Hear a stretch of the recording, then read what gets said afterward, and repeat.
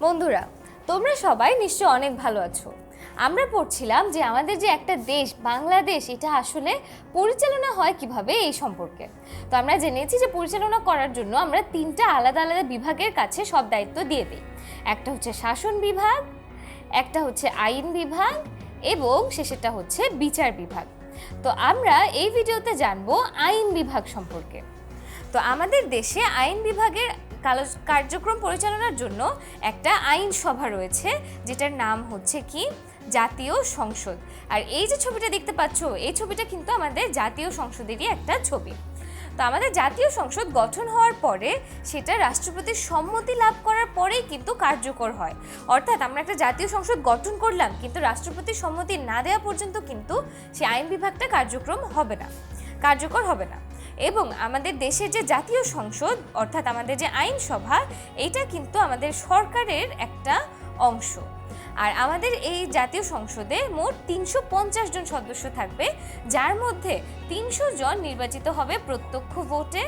অর্থাৎ আমাদের দেশটাকে ৩০০টা এলাকাতে ভাগ করে প্রত্যেকটি এলাকা থেকে একজন করে প্রতিনিধি নির্বাচন করা হবে। এরকম করে ৩০০ জন প্রতিনিধি প্রত্যক্ষ ভোটে নির্বাচিত হবে এবং বাকি যে ৫০ জন তাদেরকে নির্বাচন করবেন এই যে ৩০০ জন প্রত্যক্ষ ভোটে নির্বাচিত প্রতিনিধি ছিলেন তারা। অর্থাৎ এই ৫০টা সংরক্ষিত মহিলা আসনে পরোক্ষ ভোটে নারী প্রতিনিধি নির্বাচিত হবে।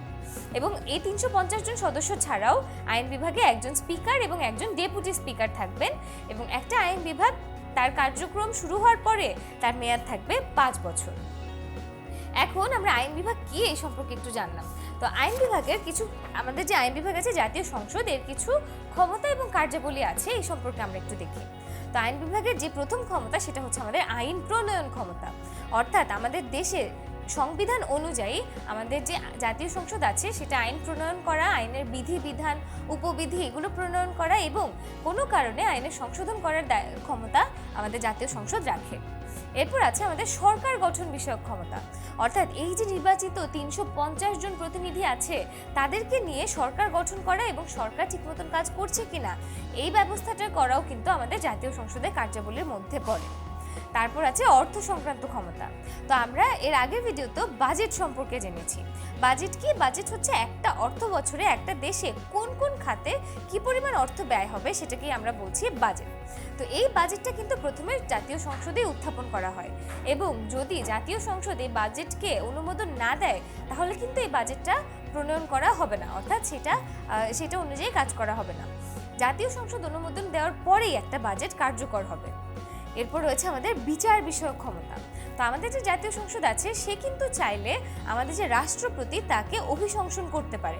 অর্থাৎ রাষ্ট্রপতি যদি কোনো কারণে তিনি যদি তার দায়িত্ব পালনে অক্ষম বিবেচিত হন বা তিনি কোনোভাবে তার কাজটা চালিয়ে যেতে না পারেন, তখন কিন্তু রাষ্ট্রপতিকে অপসারণ করার ক্ষমতাটা জাতীয় সংসদের রয়েছে।